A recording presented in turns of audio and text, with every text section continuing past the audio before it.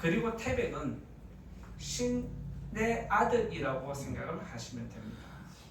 그래서 태백이 산을 만들기 시작했는데 어떤 산은 뾰족한 산을 만들기도 하고 어떤 산은 꼭대기를 평평하게 만들기도 했습니다.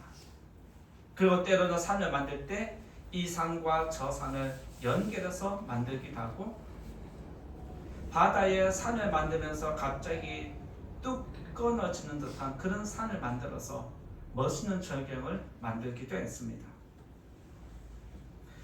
하늘의 사람들은 태백이 만드는 산들을 보고 정말 잘 만들었다 라고 크게 칭찬하면서 그가 만든 산을 구경했습니다.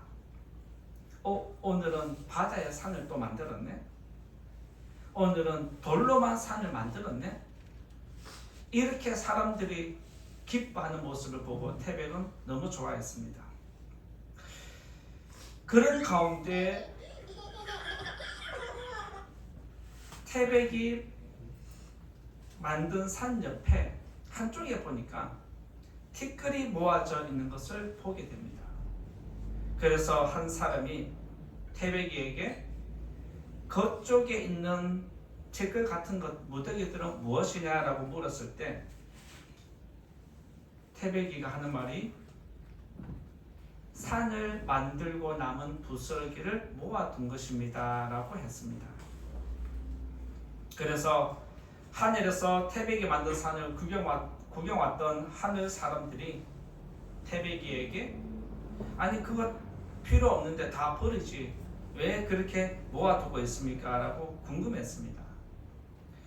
그때 태백은 이것도 잘 모아두었다가 나중에 또 산을 만들려고 합니다 라고 대답을 했습니다. 그냥 산을 만드는 줄 알았더니 이렇게 티끌을 모아서 만드는 거나 싶기도 하고 또 한편으로는 티끌 그냥 날려버리고 다시 새롭게 하나 뚝딱 하고 만들면 되지. 그래서 사람들은 태백이가 하는 행동을 때로는 이해가 되면서도 때로는 이해가 안 되니까 헛웃음을 짓기도 했습니다. 하늘 사람들이 어떻게 생각하는지 상관하지 않고 태백은 티끌을 창고에 계속해서 모으기 시작했습니다. 그리고 그 창고에 티끌이 들어갈 수 없을 만큼 가득히 차기 시작하자 그 티끌을 꺼내서 이제는 산을 만들기 시작했습니다. 그런데 그 티끌을 모아서 만든 산이 그동안 태백이가 만들었던 어떤 산보다 더 크고 높았다는 것을 이야기합니다. 태백이가 이렇게 티끌을 모아서 더 크고 높은 산을 만들었을 때 하늘이 작은 것도 아낄 줄 알고 그것을 잘 활용해서 더 큰 산을 만든 태백이를 크게 칭찬해 줍니다.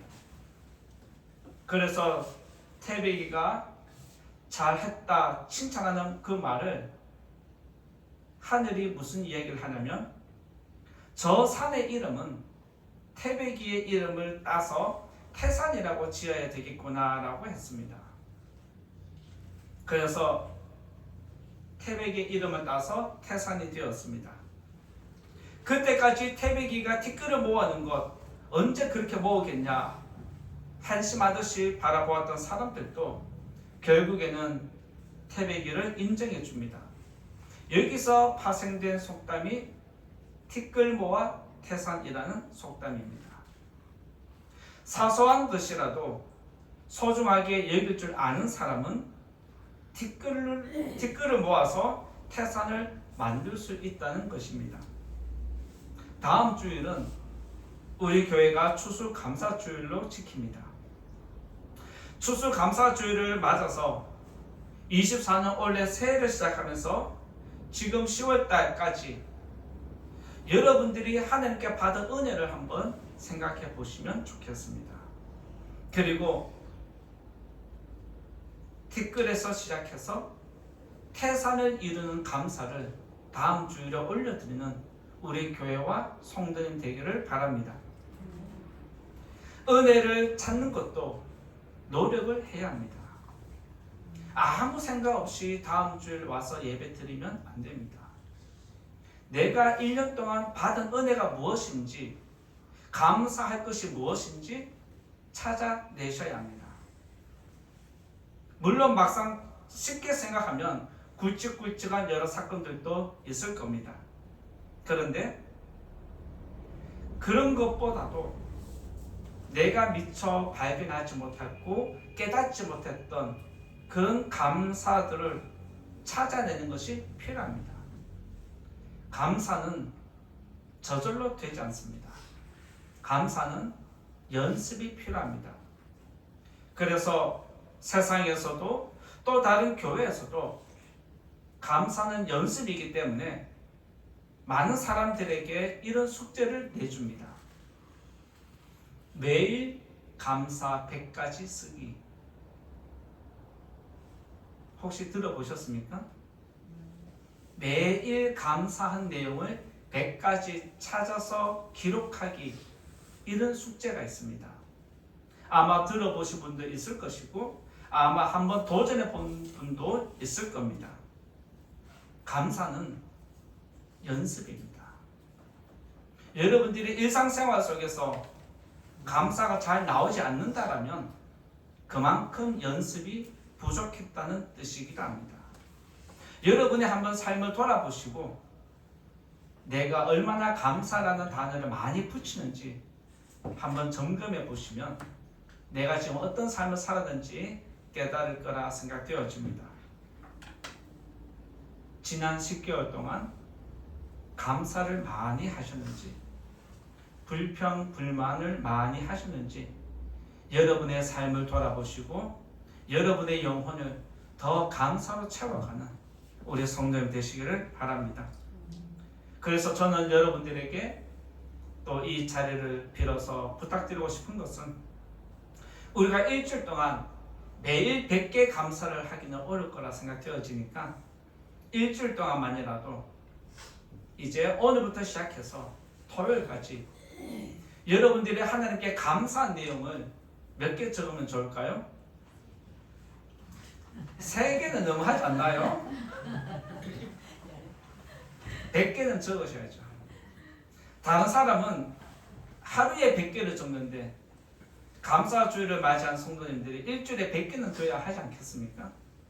100개는 되어야 연습이 되고 100개는 되어야 큰 것도 쉽게 적고 작은 것도 감사할 것을 찾아낼 수 있을 거라 생각이 되어집니다. 그러니까 다음 주일날 추수감사주일 지킬 때에 추수감사 헌금만 하지 마시고 여러분들이 편지 봉투에 감사한 내용 100가지를 적어서 헌금함에 넣으시기를 부탁을 드립니다. 그렇게 해주시기 바랍니다. 답이 없네. 심각한 상황인데요. 추수감사주일 감사절이 돼야 되잖아요. 100개 적으면 감사가 안 될 것 같아요? 너무 많아요. 아니요, 찾아내셔야 됩니다. 50개만 해요. 50개만 할까요? 아니요, 찾아내셔요. 왜 그렇게 하느냐? 아까도 말씀드렸지만 감사는 찾아내야 되고 감사도 연습입니다. 일주일 동안 감사한 기도 제목, 감사한 거 100가지 적으시고 다음 주일 헌금함에 편지 봉투에다가 이름을 꼭 적어서 내주셔야 됩니다. 아시겠죠? 그래야 누가 냈는지 누가 안 냈는지 알고 또 제가 한 번 더 쪼우든지 또 혼내든지 칭찬을 하든지 할 거 아니겠습니까? 그러니까 헌금만 하지 말고 다음 주에 뭐도 같이 해라.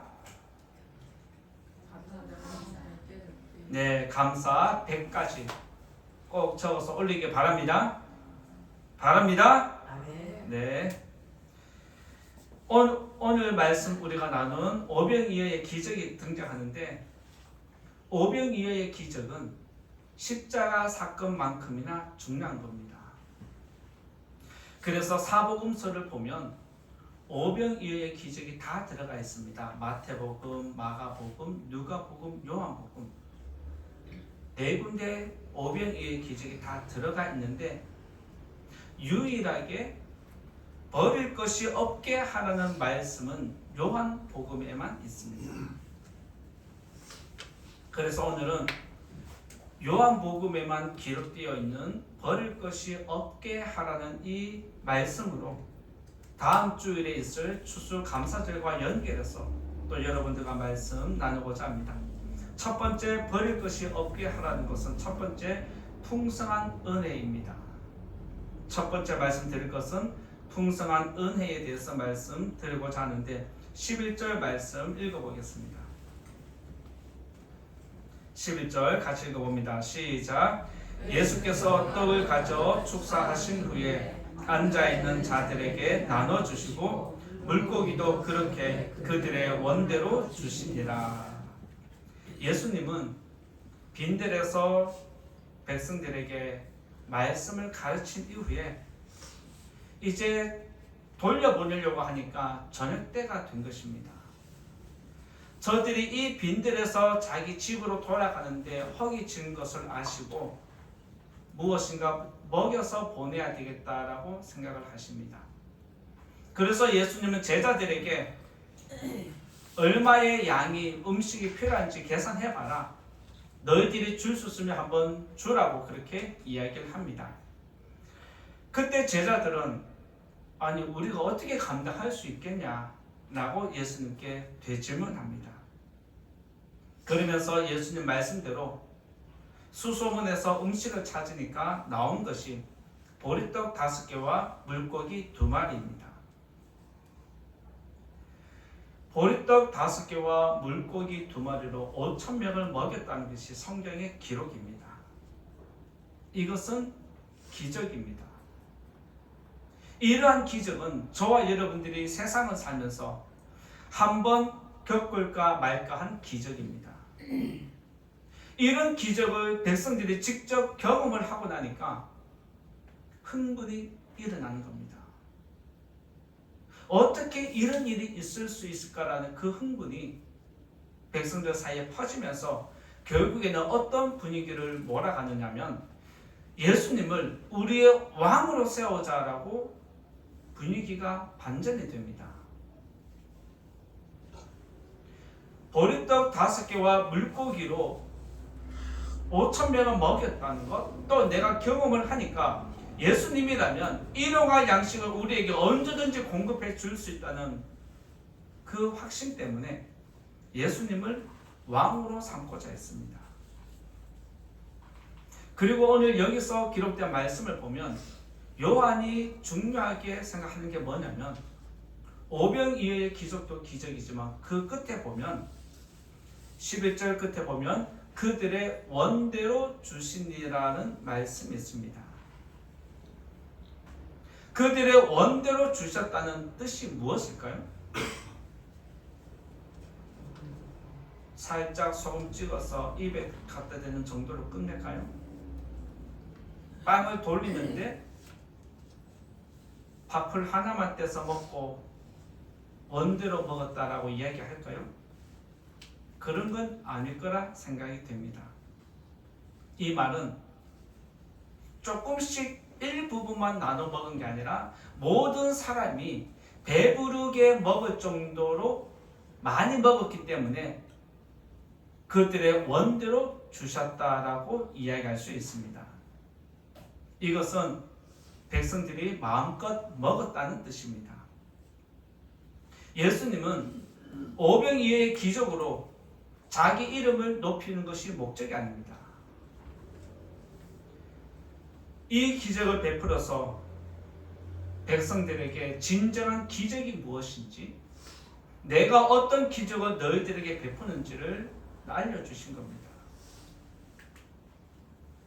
생색내기가 아니라 진정한 기적을 베푸신 겁니다.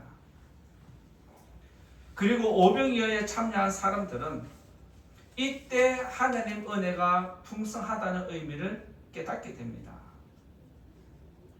하나님의 풍성한 은혜가 무엇인지 직접 체험한 것이 이 자리에 참석한 백성들의 모습입니다.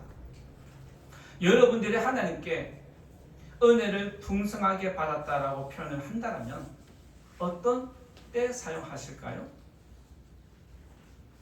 하나님께 풍성한 은혜를 받았다는 것은 여러분들이 생각하는 것 이상으로 채워졌을 때 풍성한 은혜를 받았다 이야기하는 것입니다. 하나님은 백성들에게 큰 비를 내릴 때가 있습니다. 그리고 하나님은 백성들에게 적당한 때에 많지도 않고 부족하지도 않은 적당한 비를 내릴 때도 있으십니다. 그리고 때로는 백성들에게 부족한 양의 비를 내려서 갈증을 일으키고 그것으로 하나님을 찾게 만드는 그런 적은 비의 양을 내릴 때도 있습니다. 만약 여러분들이 내가 하나님께 풍성한 은혜를 받았다면 내가 기도한 것이 항상 계속해서 채워질 때 하나님은 나에게 풍성한 은혜를 주신다라고 고백을 할 겁니다. 예수님이 백성들이 원하는 만큼 그들의 배를 채워주신 것처럼 여러분들의 기도 제목도 원대로 여러분의 기도 제목 이상으로 풍성하게 채워주는 은혜가 있기를 예수님 이름으로 축원드립니다.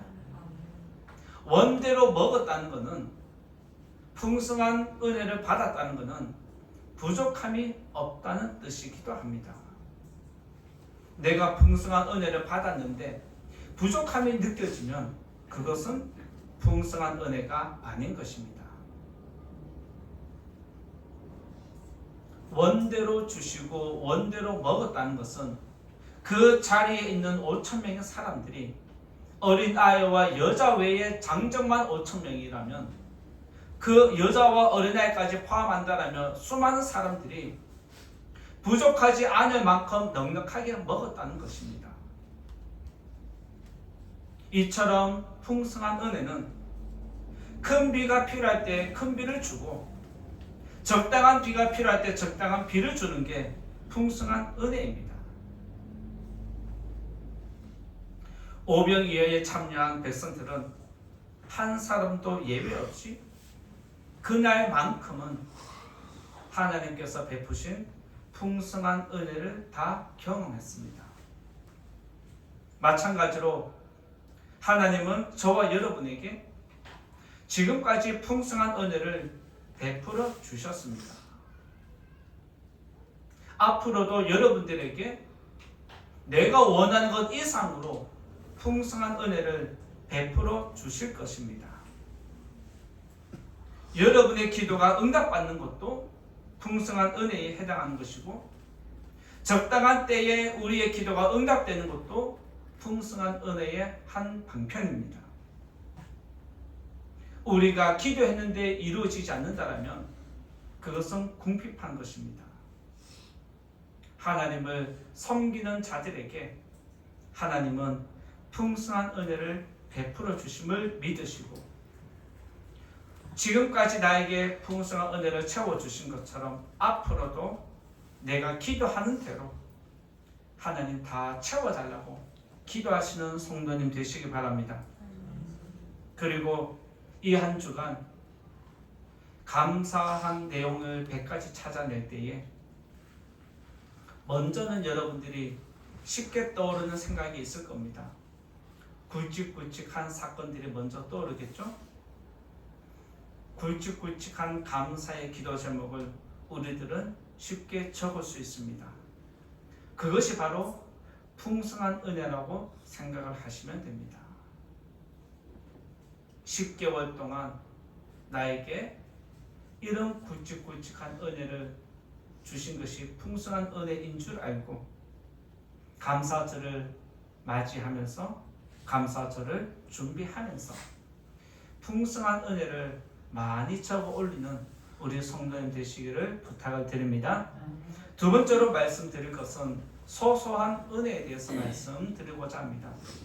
두 번째 말씀드릴 것은 소소한 은혜에 대해서 말씀드리고자 하는데 12절과 13절 말씀 보겠습니다. 12절 13절 같이 읽어보겠습니다. 시작. 그들이 배부른 후에 예수께서 제자들에게 이르시되 남은 조각을 거두고 버리는 것이 없게 하라 하심으로 이에 거두니 보리떡 5개로 먹고 남은 조각이 12바구니에 찼더라. 앞에서 말씀드린 대로 오병이어의 기적으로 원하는 만큼 채워주신 게 풍성한 은혜라고 이야기할 수 있다라면, 버리는 것이 없게 하라는 것이 소소한 은혜라고 저는 이야기할 수 있습니다. 물론 여기서 여러분들이 오해하면 안 되는 것이 있습니다. 하나님의 은혜를 소소하다라고 말할 수 있을까요, 우리가? 창조주가 인간에게 은혜를 베풀었는데 이것은 소소한 은혜다, 작은 은혜다라고 감히 이야기할 수 있을까요? 제가 오늘 여기서 소소한 은혜를 이야기하는 것은 앞에서 말씀드린 풍성한 은혜와 또 다른 부류의 은혜가 있다는 것을 말씀드리기 위해서 단어를 가지고 온 것뿐입니다. 그래서 여러분들이 말씀 들을 때에 하나님의 은혜도 사소한 게 있구나 라고 생각하시면 안 됩니다. 아시겠죠? 사람은 배가 부르면 남은 음식에 관심을 두지 않습니다.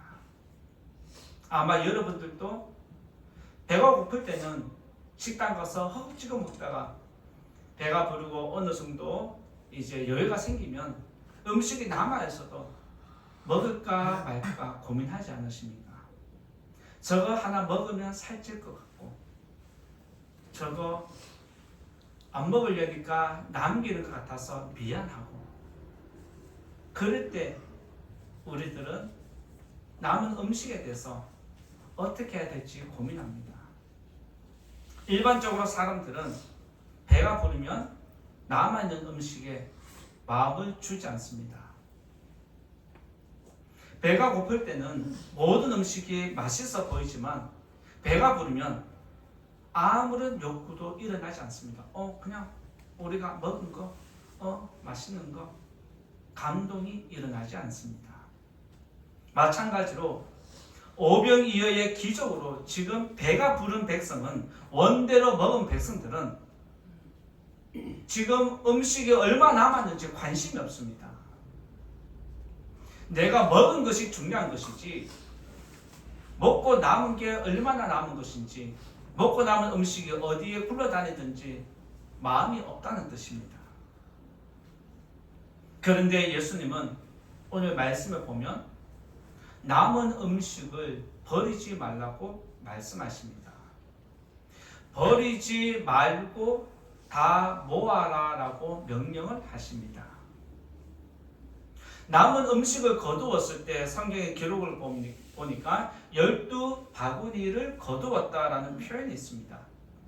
바로 이것이 바로 오늘 앞에서 제가 말씀드린 티끌모아 태산의 속담과 같은 의미입니다. 큰 기적을 체험한 백성은 남은 음식보다 예수님에게 관심을 두었습니다. 우리가 배고파서 먹을 게 없는 상태에서 보리떡 5개와 물고기 2마리로 5,000명을 먹이고 여자와 어린아이까지 전부 다 먹였는데, 내가 배가 부르니까 백성들의 관심은 남은 음식이 아니라 예수님에게 집중됐습니다. 그래서 그들은 예수님을 우리의 왕으로 세우면 의식주는 해결되겠다, 먹고 사는 걱정은 안 해도 되겠다라고 백성들이 생각을 했습니다. 그래서 그들은 남은 음식보다 예수님을 왕으로 세우는데 집중했습니다. 그런데 예수님은 배가 부른 백성들보다 어디에 집중하셨습니까? 먹고 남은 음식에 집중하셨습니다. 사람들은 예수님에게 마음을 두지만 예수님은 남은 음식에 마음을 두십니다.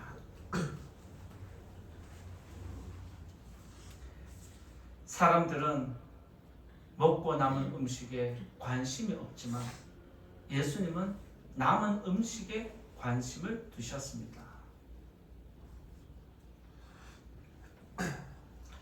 이것은 무슨 말일까요? 예수님은 사람들이 무시하고 관심 없는 작은 은혜에 집중하는 것을 보여주십니다. 버리는 것이 없게 하라는 것은 너희들의 배가 채워졌으니까 너희들이 풍성한 은혜를 많이 받았다라고 해서 너희 일상생활 속에 주어져 있는 사소한 은혜, 작은 은혜를 소홀히 하지 말라는 것입니다. 사람의 눈으로 볼 때 큰 은혜가 있고 작은 은혜가 있습니다. 그런데 믿음의 눈으로 보면, 하나님의 눈으로 보면 은혜가 크든 작든 동일한 은혜로 해석을 합니다. 그렇게 되시기 바랍니다. 아멘. 크든 작든 하나님 은혜입니다. 큰 은혜, 작은 은혜는 인간이 나누는 것일 뿐입니다. 앞에서 잠깐 언급한 대로 풍성한 은혜와 소소한 은혜를 나누는 것도 인간의 형식적인 것일 뿐입니다. 은혜는 은혜입니다. 몇 년 전에 우리나라에서 유행한 단어가 하나 있습니다. 2018년쯤에 크게 또 인기를 끈 것으로 제가 알고 있는데요. 소확행이라는 단어 들어보셨습니까? 소확행의 뜻이 무엇인지 알고는 계시죠? 소확행은 줄임말인데 무슨 말의 줄임일까요? 말하려니까 부끄러워서 못하는 걸 알고 제가 말씀드릴게요. 소확행은 소소한 행복의 소소하고 확실한 행복의 줄임말인 거죠. 예, 소소하고 확실한 행복의 줄임말인데 이것을 소확행인데, 오늘 이 말씀을 보면 소는 적다는 것과 같은 의미입니다. 앞에서 제가 소소한 은혜라고 했는데 여기서 소자도 적을 소의 의미입니다. 소확행의 소자도 적을 소의 의미입니다. 이때 우리나라가 소확행이 인기를 끈 이유가 무엇이냐면 바쁜 일상으로 지쳐있던 현대인에게 사소한 것, 당면한 그 가치를 일깨워주는 것이 바로 소확행이었습니다. 무슨 말이냐? 바쁘게 살다 보니까 우리가 작은 행복을 놓치고 산다는 것입니다. 예를 들면 이런 겁니다. 저에게 소확행은 오늘 예배를 마치고 밖에 나가서 믹스커피 한 잔 마시는 게 저한테 소소한 행복입니다. 아마 여러분들도 일상생활 속에서 여러분들 나름의 소확행이 있을 걸로 생각을 합니다. 다른 사람들이 알지 못하는 나만의 행복한 시간이 있습니다. 예를 들면 직장인에게는 바쁜 업무를 막 하다가 지치니까 밖에 나가서 한번 바깥 공기 쐬는 거, 나가서 하늘을 한번 보는 것, 때로는 커피 한잔 하는 것, 때로는 구름 과자 먹는 것, 이런 것이 여러분들에게 소소한 행복일 수 있고 세상 사람들이 찾아가는 행복입니다. 소소한 행복은 우리 주변에 항상 널려 있지만 그런 행복을 느끼지 못하는 것은 우리가 바쁘게 살기 때문입니다. 바쁘게 살다 보니까 나타나는 부작용이 무엇일까요? 가치 없게 여긴다는 것입니다.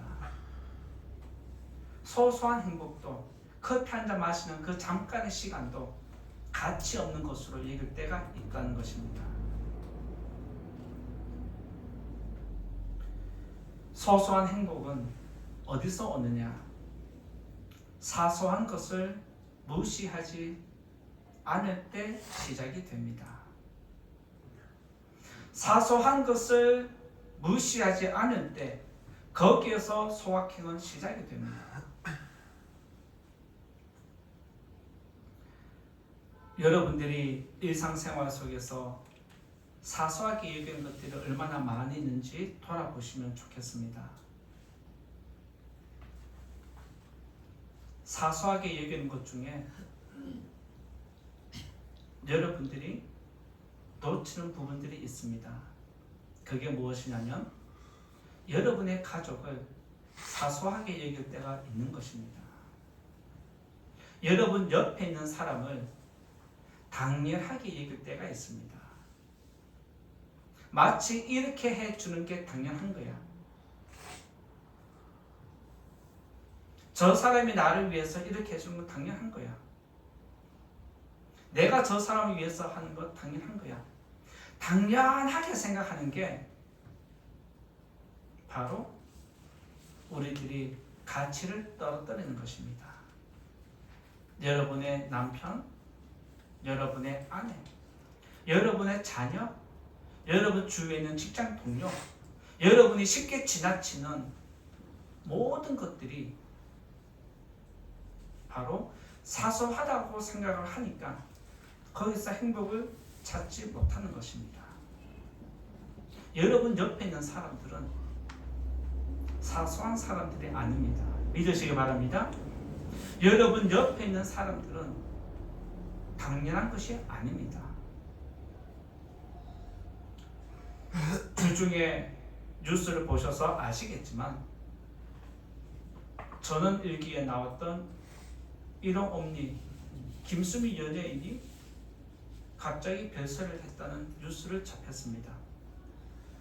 제가 TV를 잘 안 보고 연예인들의 관심이 없기 때문에 잘 모릅니다. 그런데 김수미 연예인은 제가 잘 알고 있습니다.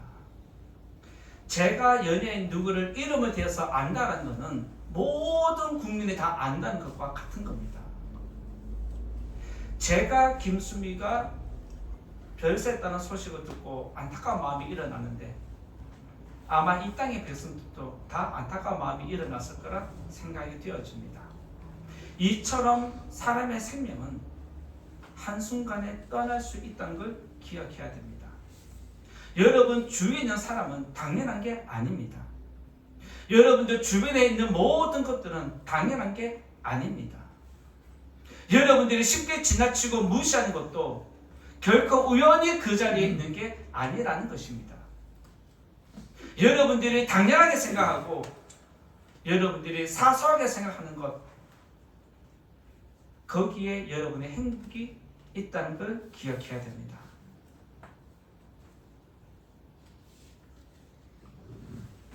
여러분들이 사소하게 생각하는 것, 당연하게 생각하는 것, 하나님 눈으로 보면 본래의 가치가 있습니다.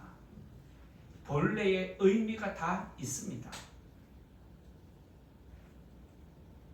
본래의 가치와 의미를 하나님은 우리에게 필요해서 내 옆에 두시고 나와 관계 있게 하셨는데 그것을 우리들은 바쁘다는 이유로, 피곤하다는 이유로 너무 세상에 찌들어서 당연하게 생각하고 무시할 때가 얼마나 많이 있습니까?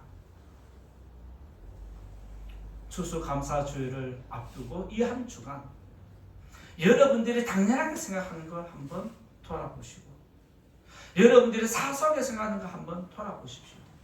그리고 당연한 것에서 감사를 찾으시는 성도님 되시기 바랍니다. 여러분들이 생각하는 사소한 것에서 감사를 찾아내는 성도님 되시기를 부탁을 드립니다.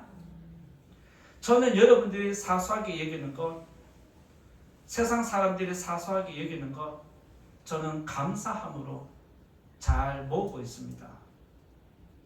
요즘 현대인들이 또 많은 성도님들이 10원짜리 동전을 굉장히 사소하게 생각합니다. 여러분 길을 지나갈 때 5만원짜리가 떨어졌으면 줄까요? 안 줄까요? 100원짜리 떨어졌으면 줄까요? 안 줄까요? 줄 수도 있고 안 줄 수도 있죠. 10원짜리가 떨어져 있다. 줄까요? 안 줄까요? 그래, 그런 거예요. 사람들이 사소하게 생각하는 것, 그거를 여러분들이 귀하게 여기셔야 합니다. 믿으시기 바랍니다.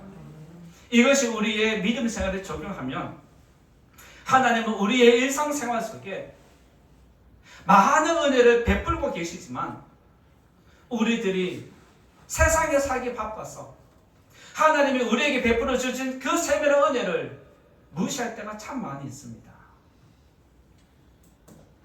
사람들은 소소한 행복을 찾아서 만족하면서 살고 있는데 정작 성도들은 하나님이 우리에게 주신 소소한 행복들을 찾아내지 못하고 무시하고 당연하게 생각하면서 지나치는 것들이 너무 많다는 겁니다. 작은 은혜가 모이면 큰 은혜를 이루어갑니다. 작은 감사가 모이면 큰 감사가 이루어지는 법입니다. 감사는 큰 것만 하는 게 아닙니다. 감사는 작은 것도 할 줄 아는 성도가 되어야 합니다. 그렇게 하시기 바랍니다. 큰 은혜에 감사하는 건 당연하죠. 그런데 작은 은혜를 찾아내서 감사하는 게 진정한 믿음의 성도입니다.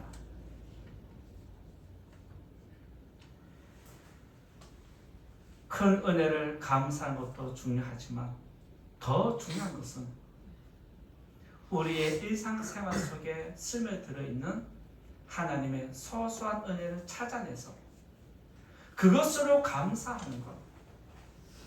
이것이 오늘 예수님 말씀처럼 버리지 않게 하라는 은혜입니다. 믿으시기 바랍니다. 큰 은혜는 모든 사람들이 다 할 수 있습니다.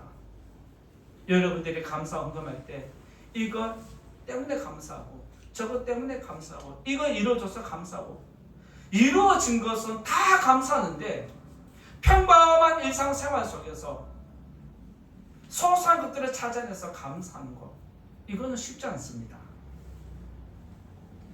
소소한 은혜를 찾아내서 감사하는 성도가 바로 은혜를 아는 자입니다.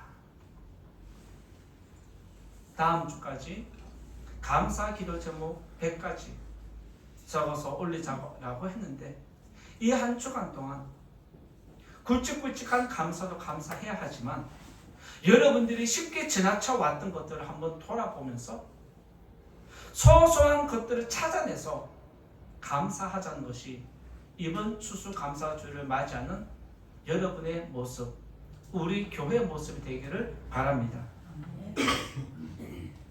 이 한 주간 작은 은혜를 모아서 티끌을 모아서 태산의 감사를 이루어드리는 성도님 되시기 바라고 참 행복한 교회 되기를 예수님 이름으로 축원드립니다.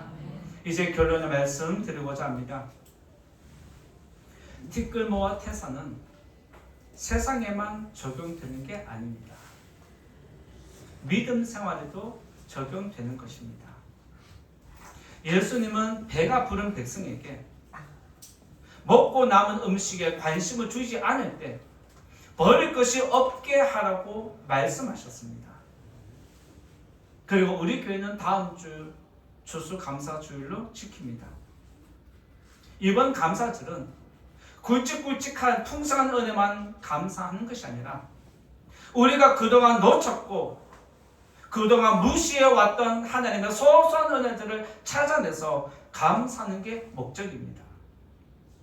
그래서 이번 한 주간 소소한 은혜를 찾아내시고 다음 주에 예물을 올려드릴 때에 여러분들에게 주어진 소소한 감사도 올려드리는 우리 성도님 되시기 바랍니다. 소소한 것으로 감사 마음이 풍성해지는 여러분의 심령이 되시기 바라고 참 행복한 교회가 되기를 예수님 이름으로 축원드립니다. 말씀을 생각하면서 같이 기도하면 좋겠습니다. 예수님은 배가 불러서 남은 음식에 관심 없는 백성들에게 버릴 것이 없게 하라고 했습니다. 우리들은 큰 은혜만 관심이지 작은 은혜에 관심 없는 것이 우리의 연약함입니다. 하나님, 내게 하나님께서 알게 모르게 채워주신 소소한 은혜들을 깨닫게 해달라고 그 은혜들을 감사하는 이 한 주간이 되게 달라고. 그리고 다음 주일에 우리가 헌금만 드리는 것이 아니라 우리의 진정한 감사하는 마음까지 올려드리는 우리의 일주일 동안 삶이 되게 달라고. 하나님 감사를 찾아내는 이 한 주간 되게 달라고 다 같이 기도하겠습니다. 걸어가신 하나님, 오늘도 우리에게 일용할 양식을 채워주셔서 감사를 드립니다. 우리의 일주일 동안 삶을 돌아보고 지난 1년의 삶을 돌아볼 때 굵직굵직한 풍성한 은혜가 있었기에 지금까지 감사하며 살아왔습니다. 그런데 이제는 우리가 주소